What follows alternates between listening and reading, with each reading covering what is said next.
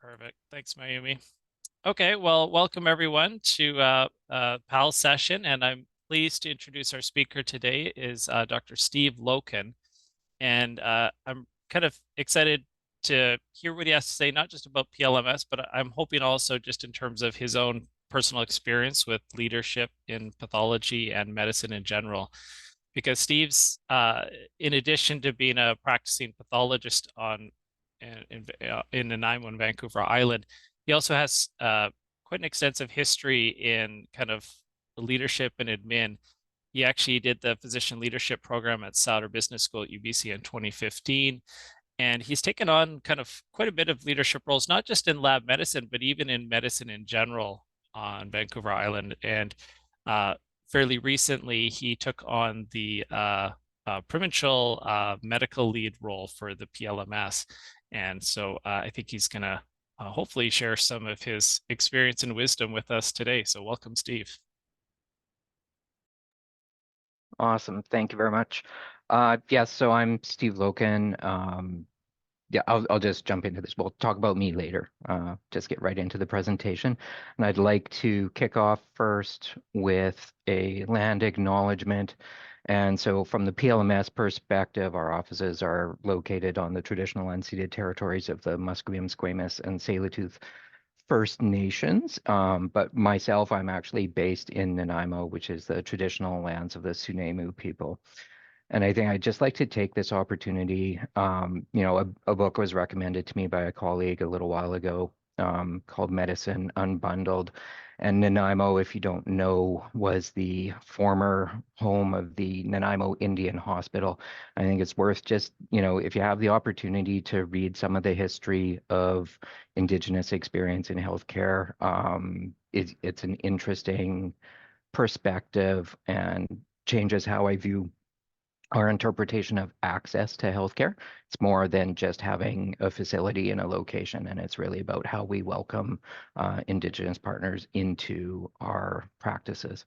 And with that, I will just start into my presentation.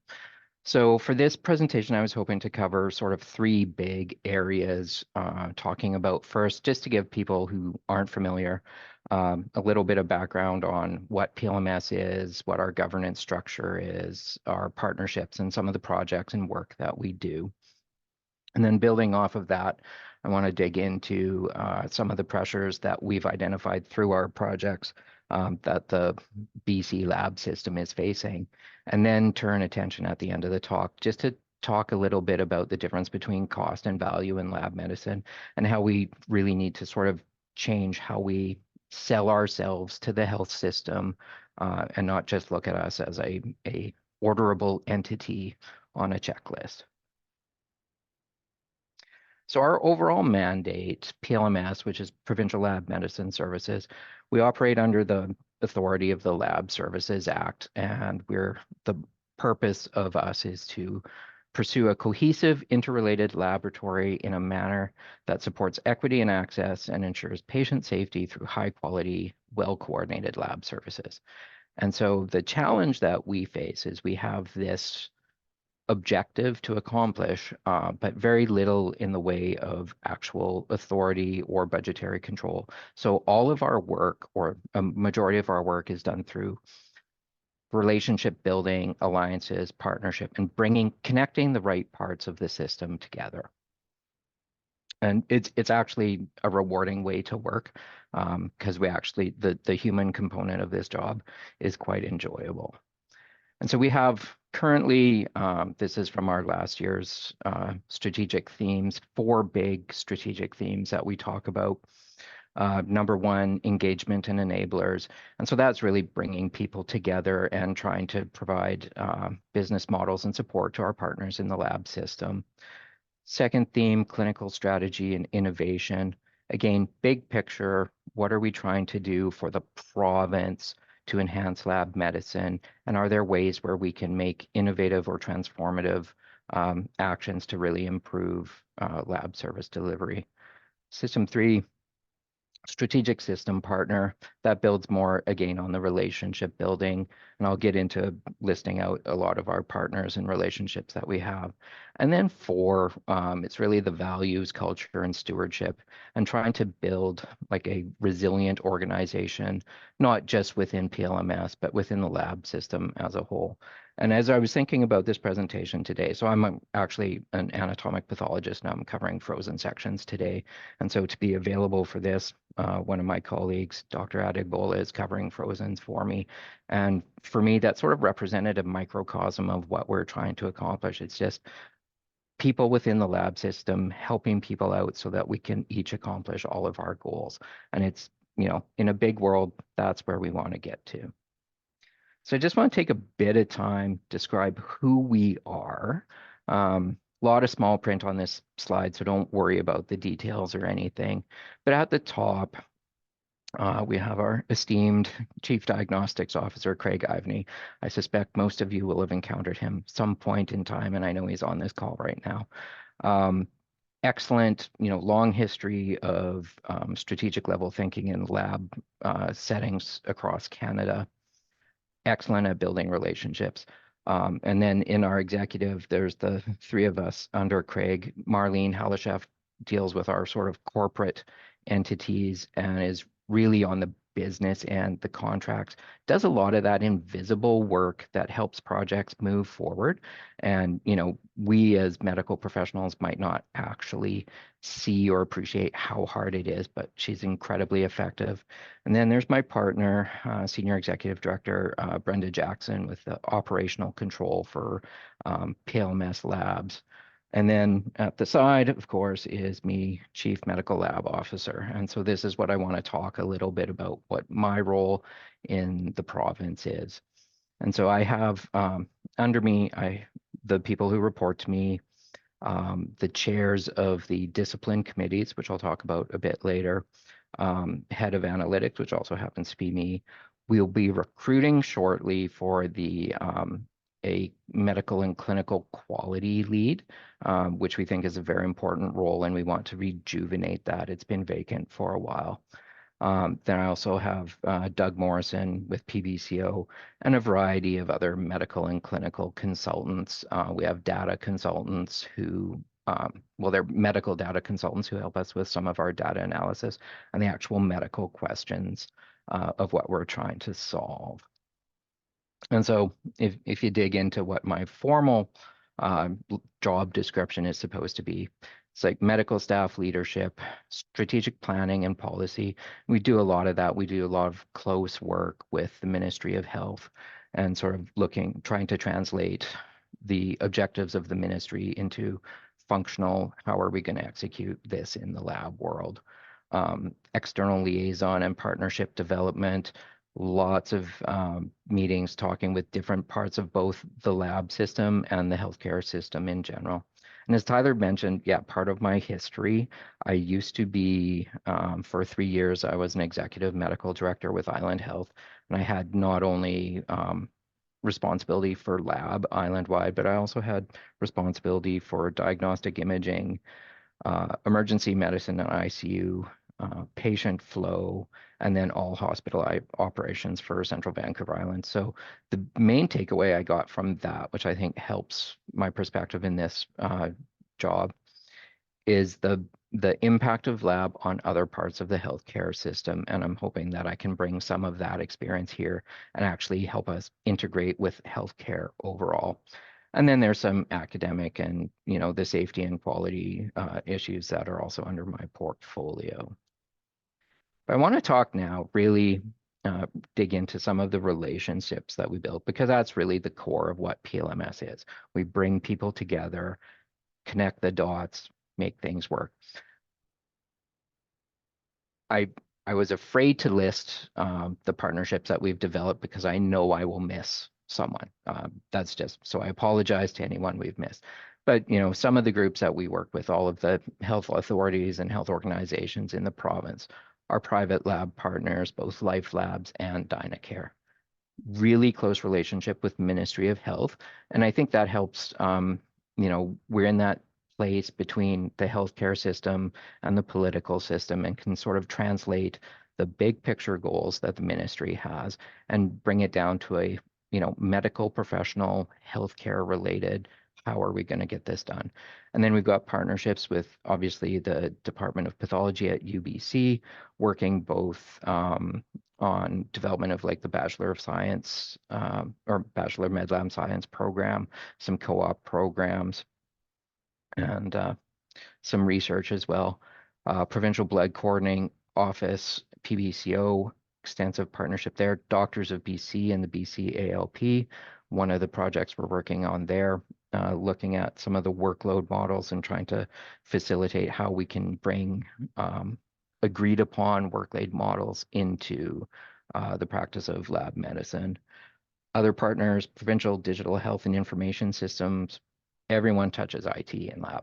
And this is a big part of integrating just the lab with the bigger digital health milieu of BC.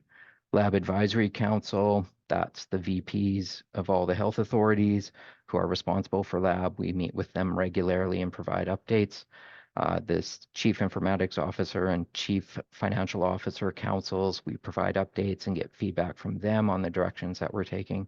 BC Cancer Agency, not just the lab portion, but also BC Cancer as a whole, working with them, digging into the 10-year cancer action plan. Innovate BC, which has helped us out. That's a new partnership we've developed fairly recently. It's Crown Corporation that's helping with test bed for some of our digital AP projects. And then there's other, we, touch on the CAP nationally, GPAC having an influence into guideline development. And one of our big partners, KPMG consulting firm, which provides a tremendous amount of support just in project management and all of the various projects, which are numerous. And then, yeah, so just to give a bit of a talk, what we're, trying to tackle, this is some of the projects. We do a lot of diverse work. So there's the provincial HR strategies. I think we can talk about this a little bit later, but I think everyone on the call would probably agree that HR is one of the biggest stresses that we're facing right now. And there's lots of tables, both provincially at the ministry level, plus with educational organizations that we're participating in or helping connect people with to find solutions for our HR strategies. HPV testing, hopefully lots of people are aware that BC has introduced self-collect HPV testing for cervical cancer screening. This is a giant leap forward for the province. It's been a tremendous amount of work, both on the logistics, the technical, like there's a lot of teamwork that's gone into this. Our digital AP project, I could talk about this probably for hours and hours and I think most people are probably familiar with it, at least on some level. But this is where Innovate BC comes in, helping us establish some test beds to prove out our reference architecture for digital AP. And the whole end point of that project, we're really trying to develop a business case to take to the Ministry and Treasury Board to actually secure funding to advance digital anatomic pathology within the province so that you don't have to beg from foundations or from your health authority to try to find funding for scanners or whatever, but to actually have an integrated, funded digital anatomic pathology system within the province. E-order, big thing for the outpatient world, having an electronic order form and repository for outpatient testing based right now just on our standard outpatient requisition. You know, this has sort of some advantages both on the HR front, less manual transcribing, quality, less chance of error. But really, one of the other things I found interesting on this project during the fires last year in the Okanagan for people who were displaced by natural disaster, found that people who had standing orders were not able to access the healthcare they needed because their requisitions were located in one area and they may have been displaced to completely different health authorities. And then we work on the out of province and out of country program. And then some of the areas that we're going to be digging into this year, sort of these are horizon stuff. Um, Point of care testing in non-traditional spaces. And so one of the areas that we're getting or seeing pressures or growth, I won't even say pressure, yeah, growth is the development of point of care testing in community non-physician related spaces or community physician spaces and direct to consumer point of care testing. And I know the Ministry of Health is looking to develop policies on how this should move forward. And I think this represents a big opportunity for us, and we'll be reaching out to our, provincial lab leadership forum, our discipline committees to really get a sense of where we as medical professionals think point of care testing, what direction should it be going in the future. Other big area that I want to start working on this year, genomics and genetics service delivery plan. Lots of different stakeholders in the genomics and genetics world. We're the doers of the testing, but a lot of clinical programs pressuring for different types of service delivery. And I think that really needs to get roped in and have a defined project plan around it. And then one of the other partnerships that we have, and the multitude of smaller projects, each of our disciplines within lab medicine, we have a discipline subcommittee, and it has both medical, operational, and technical representation from both all the health authorities and the private lab partners. And each of them, so like chemistry, AP, tackling smaller projects and providing advice to PLMS in general on different projects or anything from, guideline development projects, planetary health, lots of different projects going on there. And I think that if I was going to highlight one thing about this entire experience working with this is it's really seeing the coming together of the different health authorities and private partners and working together, not just within your own health authorities, but really trying to build a provincial scope. And it's a monumental task, and we're just chipping away at the parts that we can do, but it's been a lot of collaborative work and a lot of volunteer hours by members of the lab community. Second part I wanted to talk about today, just talking about, so from some of the work that we've been doing, we've identified a lot of the sort of key areas of pressure facing the lab system in BC today and what we sort of hope to accomplish or what we're trying to do to fix that. And so most people should be familiar. We get mandate letters from the Ministry of Health every year. Each health authority gets one. PLMS sits within PHSA.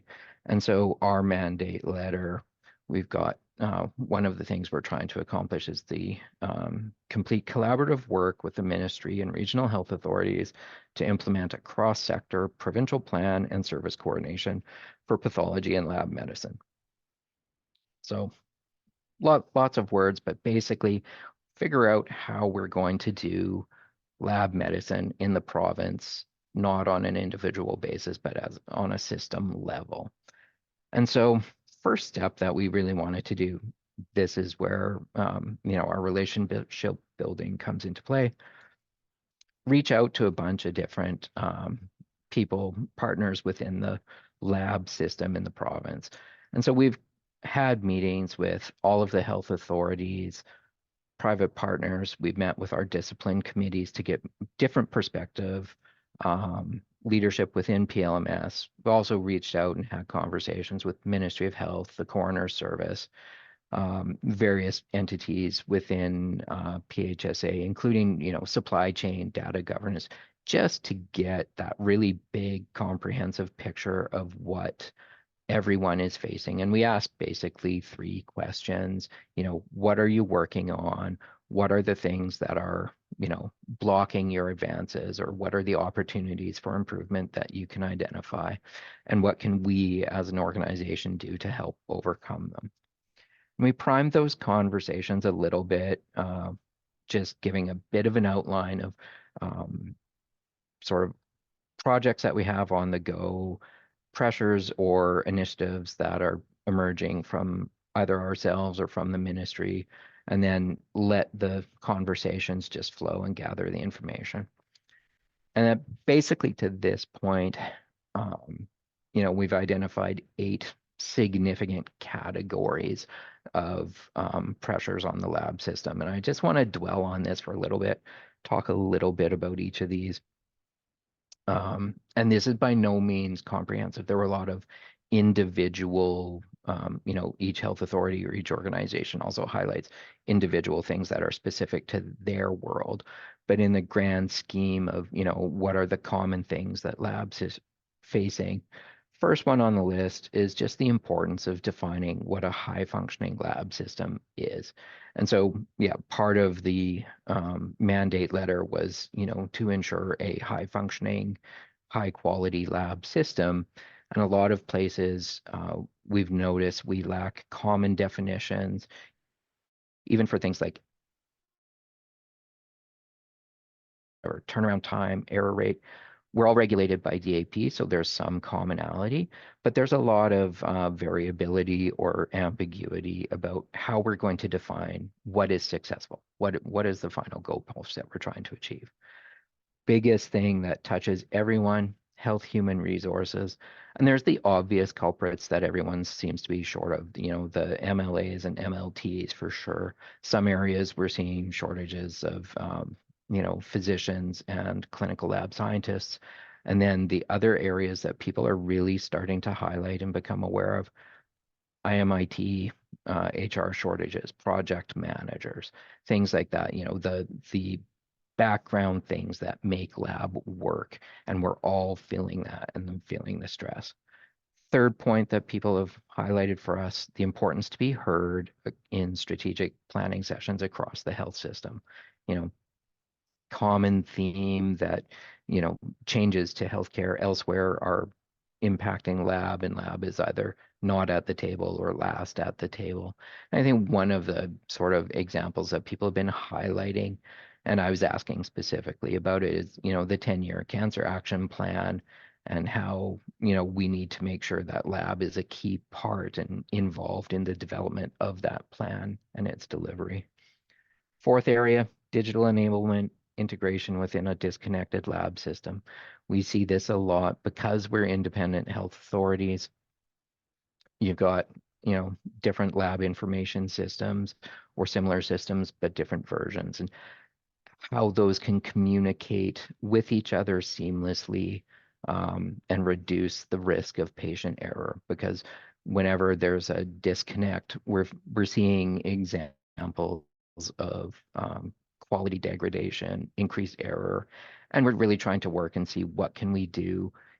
Given that everyone's independent, how can we help to make the system a more integrated and intercommunicative system? Um, Pressure number 5, balance of care close to the patient and scale of services. And this really ties to the HR issues. A lot of health authorities were looking at hub and spoke models and consolidating or centralizing some testing. And yet there's still that pressure and desire for patient-centric care, bringing care as close to the patient as possible. And how do we balance that in the resource stretched environment that we're working in? Point number 6, clarity on the provincial lab system governance. And I'm hoping I'm shedding at least a little bit of light on the muddiness and spiderweb-like interconnections that we have. Point number 7, investment in lab. And I'll be talking about this in my third section of this talk, is just value and investment in lab, and where can money best be spent to see improvement for patient care. And then the last area that was highlighted particularly by members of our community that work in the Lower Mainland, just some reflections on the Lower Mainland lab consolidation project. And one of the big pieces of feedback that we found from that was really an area on, the culture and what it means for people who are employed by one employer but work fundamentally within another health authority, and how that affects their identity. And then some of the other, challenges with interoperability and consolidation. But there's lots that we're working on, lots that has been identified. This is just, basically the tip of the iceberg. Um, And then I just wanted to circle back to the mandate letter and talk a little bit about data because part of the plan, so we have to create this plan, and then part of it is it has to be evidence-informed lab services. And so we want to talk, where do we get our data from? And I think one of the things that's really important, most people, if you've tried finding data in this province, is you're going to find it challenging to access it and know whether or how accurate or how it can be used. And so I just want to give a quick little rundown of all our sources of data. Basically, 6 areas. PLIS, everyone should probably be familiar with this. It's got records of every lab test performed in BC since 2014. It does have operational data, timestamps, organization that performed the test, reported the test, and the results. And it actually has over 2 billion records right now. But what it lacks, patient outcome data, challenging to use it for trending or longitudinal data thing beyond just descriptive analytics. Second area, we've got the lab billing claims, so MSP. So this is solely outpatient data, but it has basically the billing data for every lab test since 2013 that was performed outpatient world. It actually has some patient demographic and referring physician information, which does allow for a little bit more data analysis, 300 million records. But again, it lacks any of the acute care information. And then there's Sunset, which has lab test records for Coastal, Providence, PHSA, and Fraser, and it's got fairly comprehensive data around the test orders, specimens, and results, but it actually only really focuses on the health authorities within the Lower Mainland, so it doesn't have data that represents the province as an entirety. Then the other things, some of the more comprehensive ones in the blood world from PBCO. We've got the Central Transfusion Registry, which records data for transfusions since 1999. Excellent comprehensive piece of work. The Transparent Blood Inventory, which was created originally to support emergencies in the 2010 Olympics, and actually provides an hourly, regular, up-to-date shot of where blood component and product inventories are in BC and Yukon. But one of the things we're noting now is, again, turning back to the IMIT resource shortage that we're facing a little bit, with the evolution of lab information systems, making sure that they're compatible and still sending that information to the transparent blood inventory. And then the last area we have the ICHIP, the Inherited Coagulopathy and Hemoglobinopathy Information Portal, just about blood product use, which is also a fairly comprehensive, although isolated data set. And so now I think in the last, I know we've got about 10, 15 minutes left. I just wanted to talk a little bit about where I see some of the work that we can be doing on a provincial level to really help the lab system and bring value and highlight the value of labs to the healthcare system as a whole. And so if you just talk about the difference between cost-based systems and value-based systems, if we look, historically, lab in this province and pretty much across the country is viewed in a cost-based system. It's, cost per unit test. That's how our budgets are generally allotted. That's how it's measured, the MSP billing claims and the trends of spending per test. Value-based systems, much harder to look at, but it actually talks about the value of the influence of a test and its downstream effects within healthcare. And so trying to find Canadian information or BC specific information was challenging. So I found a paper that talked a little bit about spending in the US on healthcare. So 2017, $3.46 trillion was spent on healthcare in the US. Of that, $82 billion was spent on lab, which seems like a lot. I would love to have that kind of budget for us. But that's only 2.3% of the total healthcare spending. But the study found that approximately $1.18 trillion of downstream spending was influenced by the lab tests. So even an incremental portion of a percentage of value improvement can have massive economic savings or patient healthcare savings for the system as a whole. But the problem with that, and this is where value systems are challenging, those savings would not be experienced by lab.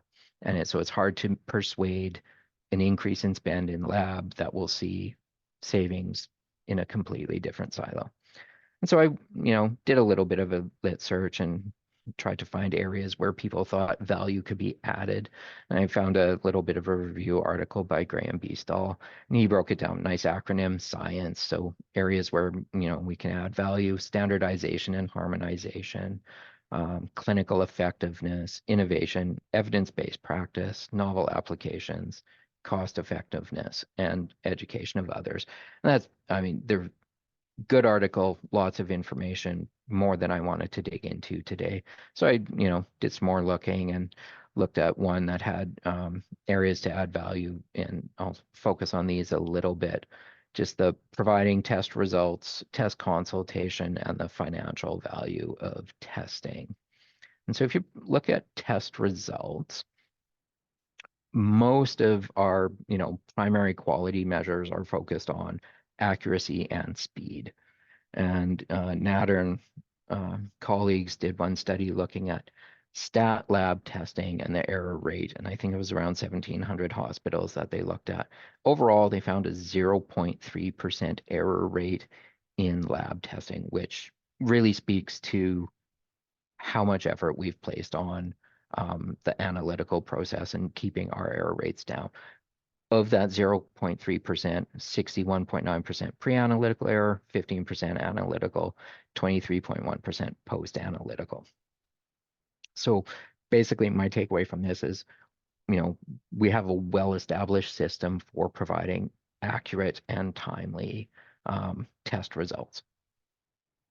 Where we get into areas where we can add more value, test consultation, looking at a study of primary care visits. I think this was in the UK. I might be mistaken on that.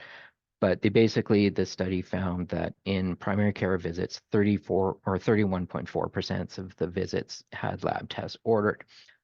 Of those, the clinicians reported uncertainty about what they were ordering nearly 15% of the time, and confusion about interpreting the results 8.3% of the time, which is somewhat, alarming that people are basically potentially randomly choosing tests, leading to, possibly overutilization or underutilization, and then not knowing what to do with it. And that's where we add the value. It's like, so, and the big question for our community is like, how do we insert ourselves and help out our clinical colleagues with the interpretation of results if they're not overtly asking for it?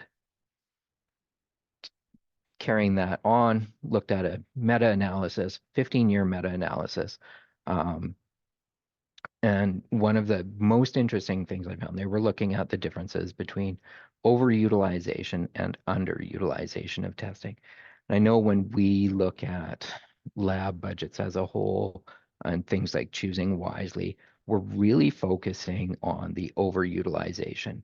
And they defined overutilization as ordering of tests that were not clinically necessary. And they found in these studies, 21% of the time, 21% of patients with tests being ordered had unnecessary tests ordered. Big thing that they found, and what I found shocking and hadn't even particularly thought of in any detail previously, is 45% underutilization of testing.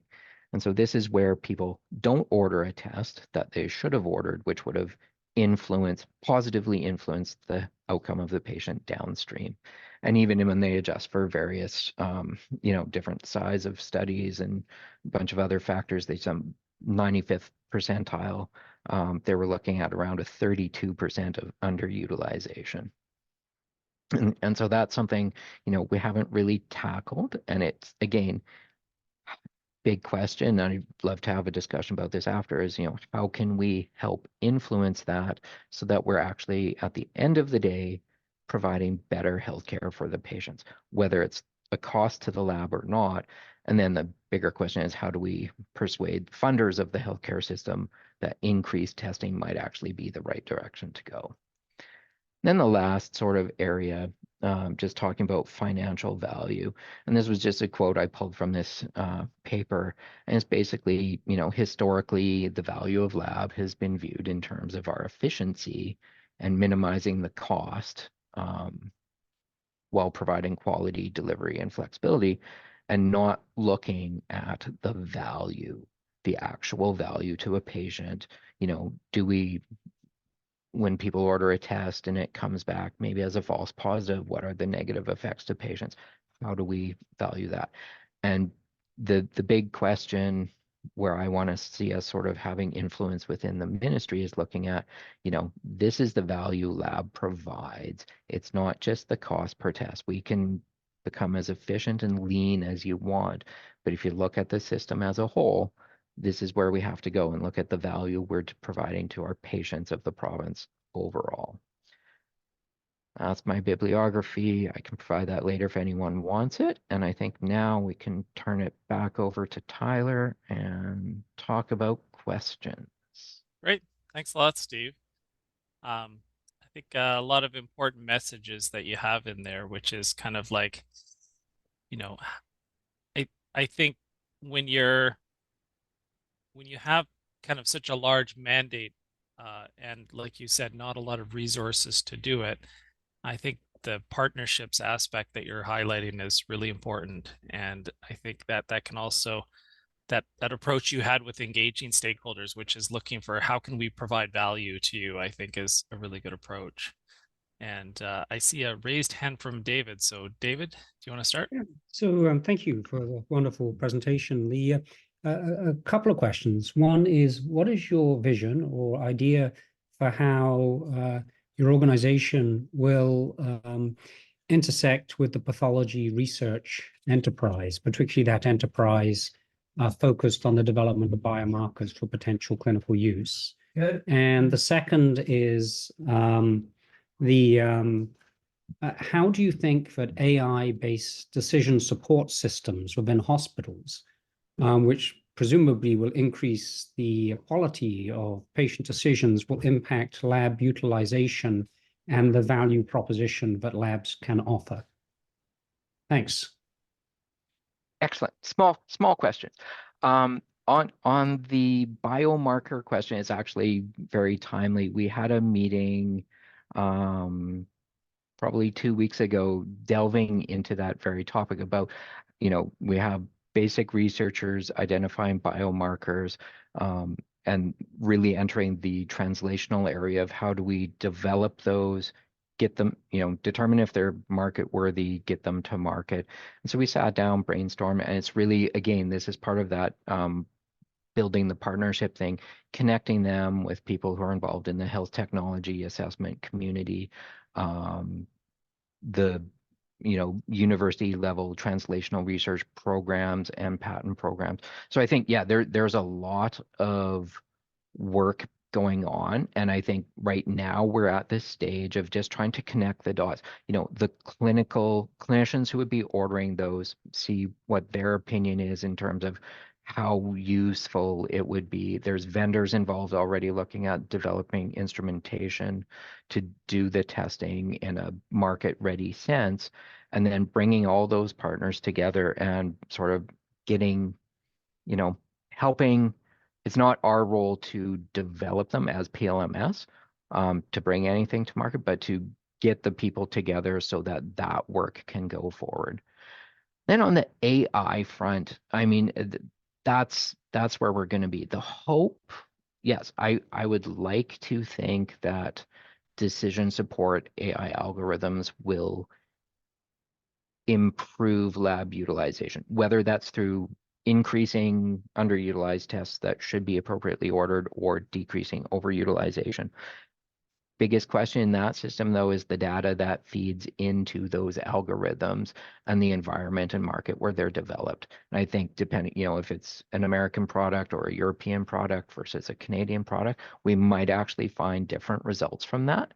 And I really don't know where that's going to end up. But I know there's lots of work going on provincially within PHSA looking at that as well. Thank you very much. I don't know if Craig, anything on the sort of biomarker front you wanted to add, or I'll be sending you both an email. Awesome. Thanks. Thanks, David. Yeah, no, I think Stephen, you handled it well. For us, what we are trying to recognize in terms of biomarkers and emerging testing capabilities, emerging from research in that translational space, is ensuring that we connect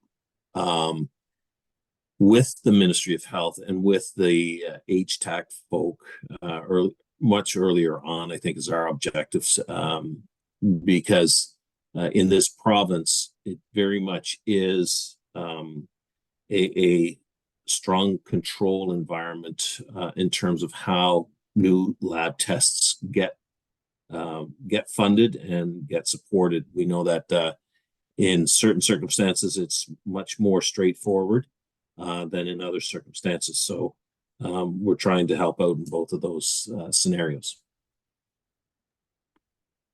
Yeah, thanks, Greg. There's a question in the chat from Jennifer where she said she really appreciated your comment, Steve, regarding the inappropriate requesting of unnecessary tests and or ordering tests and not actually following up with the results with patients. And so it's obviously not a new concern, but is there any ideas on how to potentially address this? Yeah, well, yeah, that's kind of the $1 million question, I think. And I think in academic or acute care centers, it's easier. There's, closer interaction between clinicians and the lab system. For community-based testing, that I don't know. But I think we need to, not say work on PR, but be more present and try to find perhaps or even establish collaborative conferences that have both clinicians and lab physicians there, or at least get on, present papers at primary care conferences that might influence the practice. But it's, as a, anecdote of this type of situation, not following up with test results on patients. When I was medical director of the lab, there was one multi-practitioner clinic that had switched EMR that became their new EMR choice was not compliant with Accelerus. And it took them 7 months to realize that they were not receiving outpatient results. So it's like the potential for serious magnitude of problem with this is amazing. And yeah, so, but I think it really comes down to a sort of public facing PR thing and getting out there. Yeah. Yeah, in my experience, any kind of utilization management or quality projects are much easier to do on inpatient testing than outpatient, because you just have much more ability to regulate and control the ordering of tests than you do as an outpatient and follow up on them. Yeah. Yeah. Yeah, the outpatient world is a challenge. Yeah. Andre, I see your hand up. Do you have a question? Yeah, I did. I appreciated the talk. Thanks a lot, Steve. And I know we've spoken before about planetary health, and so I just wanted to bring that up. Most particularly in your list of partnerships, you have quite a few partners, but I think the Ministry of Environment and Climate Change Strategy would be one of the most important partners, given that the forecast is for the people born now and past decade or so, the biggest threat to their health is going to be environmental determinants. And so it doesn't seem appropriate to have health and environment as separate siloed entities. I think there should be very much an overlap over those two entities. And similarly, the PLMS, which is trying to foster healthcare. should be fostering healthcare to all people, whether they're born now or 50 years ago. We have to think of them all and incorporate that into our strategy. And when you talk to, things like underutilization, I really think we have to look at those carefully when we're looking at the current state. And one message that the lab, I think, tends to give out is that the more lab tests you do, the better care, the more precise care, the more machine learning, the more precision medicine. But we have to keep this overall awareness that one of the major factors for heart disease, for kidney disease, for diabetes is really the pollution in the air and heat. And so I've said a lot of things, but I just want to, put that center stage, because I think that's the health going forward. And just wondered what your comments are on that. No, absolutely, and thanks for raising that. I think, yeah, I mean, the planetary health question, it would be interesting from my perspective to see how we could integrate, what can we do with the ministry environment to actually move any projects forward. Because I agree with you that that's, everything I've been reading recently, that's, my kid's biggest concern for health is that, right? In the overutilization, underutilization, I think if you dig into the papers, it's not promoting, blanket rubber stamp the requisition and order everything, but they were looking more at things like, if you delay ordering a blood culture for a day, that results in a longer hospital stay, more treatment, and, detrimental quality of life lost downstream for the patient. So it would be very finite recommendations of appropriate utilization rather than a blanket, yeah, let's order everything and do comprehensive, here's your genetic analysis of everything you have sort of project. But I'm happy to speak more and talk about developing, because that's one of our other themes as we're evolving, is the planetary health, and each of our discipline committees was looking at certain projects. But I'd like to, yeah, see if we can bring that together and have a more unified approach for that. So thank you. Yeah. I would also think just even having, like, with any kind of policy decision, the potential impact, like environmental impact on that decision, as another consideration to add in. And I think Andre's, I'm sure, aware of this, that it seems to be moving that way in general. Like there's really, I think more and more people are starting to include that. It's not just a budget thing, but also what's the environmental impact of policies and decisions. So Yep. Low Yeah. carbon care. Yeah, Yep. low carbon care.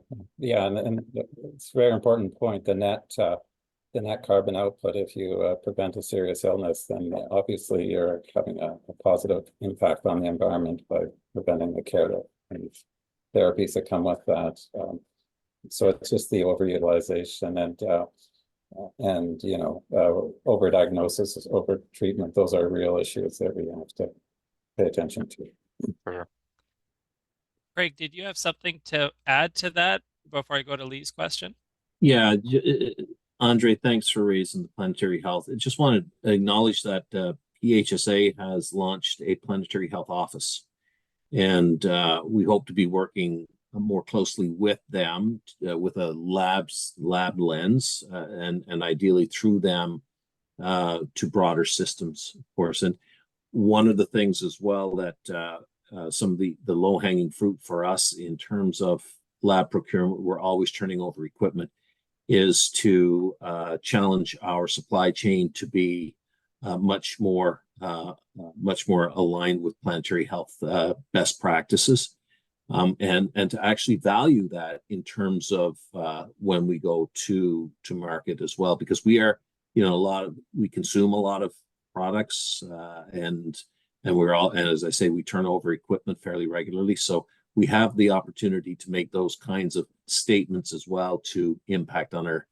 our vendor supplier community. So, Andre, I think you're absolutely right. It's the futures that we have to that we're leaving to our children and our grandchildren, that we do need to focus on more. So, looking forward to seeing how that office unfolds. but also very encouraged by the interest that we have within the lab community and on the topic. Thanks, Greg. Thanks. Lee, you had a question? Yes, thank you, Tyler. Thank you, Steve, for the wonderful presentation. I have a question regarding how to address the shortage for staffing, especially for MIT. So one of the frustration I would like to share is about the provincial point of care glucometer implementation, which I think Andrea and others led 3 years ago. In that contract, we also included a middleware called Aegis software, which is supposed to connect the patient's results directly to either hospital or lab information system. So the nurses do not need to transcribe the results manually. But after 3 years, this still doesn't happen. It seems like it goes to each health authority. And based on my knowledge, it sounds like only Interior Health has done it. But the rest of us are still troubling with those kind of infrastructure. So I'm wondering, is there any provincial approach or, to get the things done, like for glucometer interface? Yeah, thank you. So I'm not familiar with that specific, but in the global, our themes, so if, like at the start of my talk, when I was talking about our 4 themes, we're adding a couple of others, and one of them is the digital IT focus, because it touches so many things. And so some of the stuff that we're looking at is potentially offering or allowing for co-op students in computer sciences to maybe do co-op rotations through pathology, IT things, and aid recruitment of people. I think one of the biggest challenges we have right now, and I have a brother who works in the computer industry for video game company. Public health doesn't pay their IMIT people competitively compared to what they could be earning in private industry. And so we really have to look at that and maybe start looking at how we can influence, not necessarily pay rate, but just the recruitment and retention of IMIT professionals. And it becomes more challenging, I think, because each of the health authorities is independent. So PHSA has their IMIT department, but then Island and Northern and Interior, and everyone has their own. And so where do we focus the effort to build them up? Because I mean, in my mind, I would love to see like a SWAT team, crash team of IMIT professionals that could help out with projects throughout the province, but I don't think that's maybe necessarily a realistic approach. So we have to look at it more, getting each of the health authorities built up as well. But yeah, it's a huge concern, and each department is stretched thinner and thinner every day. Yeah, Stephen, I can build on that a little bit. I think it's reflective of the nature of the enterprises that we have that are involved in lab medicine. They are regional in nature, and the IMIS IT, as you say, Stephen, is linked to the priorities of each health authority or health organization, and so in some ways, by virtue of the multiplicity of IMIS environments, you actually add to you contribute to the challenge of having a limited pool of talent to support the lab. And we have to have it for every different instance that is out there and is operational. So it's one of those super tough challenges, and it's not identified as well as a human resource kind of element. They identify physicians, nurses, they are identifying allied health professionals, and somehow this group does get missed.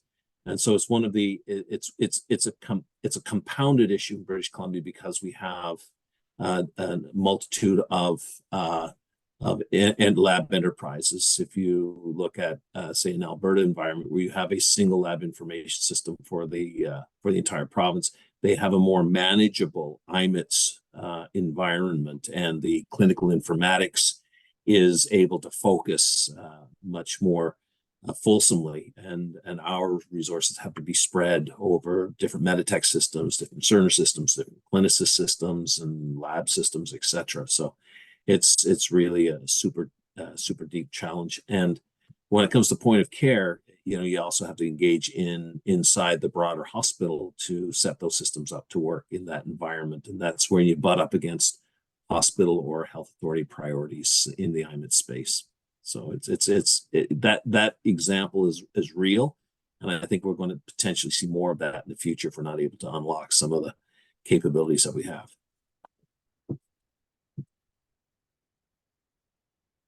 Thanks, Greg and Steve. Steve, we got a few minutes left. Can I just, out of curiosity, ask what led you to do the Sauder Business School in 2015? Because you would have been probably still kind of, into your practice a fair bit. So what led to that decision, and how did you go about kind of entering into the world of medical leadership? Medical leadership? Yeah. Actually, at that time, so when I first came to Nanaimo, I became the managing associate of our business group.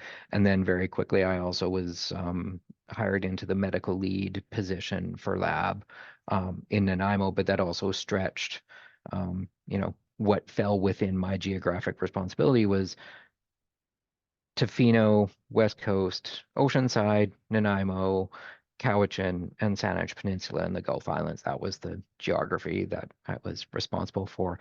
And so I was fortunate enough, actually, one of the executive medical directors nominated me, came to me and said, hey, would you like to take this course? And, and I have to say it was probably the single best experience for leadership training that you can get. And I would highly recommend anyone who's interested in leadership to, if you have the opportunity, try to get into this Otter course, because it set the groundwork for just how to approach things. Obviously has led me on this convoluted path to where I am today. Yeah, But it no, was not something that I dreamed of. When you're a little kid playing in the playground, yeah, I want to grow up to be a medical administrator. That was not my goal, but it's been good. Yeah, no, but I also think like a lot of medical people are put into these leadership positions, but they don't really get a lot of formal training. So I think it's good that you had the opportunity to do that. And like you said, it's proved extremely valuable. And I think sometimes some people's hesitation about taking on leadership opportunities is because you feel like you maybe aren't, adequately prepared, or maybe you have the opposite where you think you're adequately prepared until you take on that role and you realize, oh wait, I maybe need to learn more about how to do this job. Yeah. And I Yeah. think one of the benefits of Sauder or any of the other leadership programs that you can go through, you do also get that opportunity to interact with clinicians. So then you get to hear the issues they're facing and how they approach it, as well as, because not to generalize on how lab people think, but we tend to be more scientific and logical than, the feeling type or dynamic human interaction type. So, yeah, it's a good networking. It's easier to talk to people later, right? About the clinical pathology interface if you actually know the people. Totally. That makes a lot of sense. Yeah. Yeah, I remember one time I did a little mini thing where it goes through personality kind of inventory things, and it was a group of pathology residents and staff, and there was kind of 4 colors of quadrants based on introversion, extroversion, Yep. analytic and more feeling types. And pretty much everybody in the room was in this blue kind of Clustered to the blue. Yeah. introverted analytic part. And then, Yeah. meanwhile, like, probably surgeon types are in the red or whatever, like total opposite or maybe, yeah. Absolutely. Yeah. Yeah. So it's Pediatricians cluster into the green and yeah, yeah. exactly. Yeah. Yeah. Yeah. But yeah, I think it's helpful to have, just especially with your role at,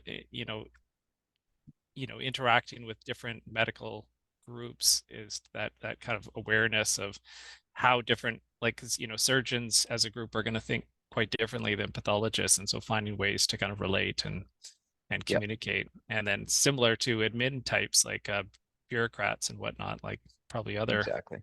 differences in terms of Yeah. how to relate to them and have effective partnerships. Yeah. Okay, well, I see we're at 12:59.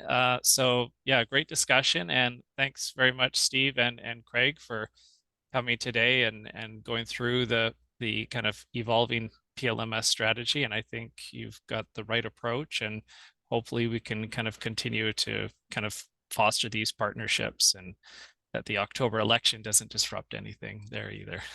Absolutely. All Thank right, you very much, everyone. great. Happy Friday, everyone. Bye. Great job, Steve. Thanks.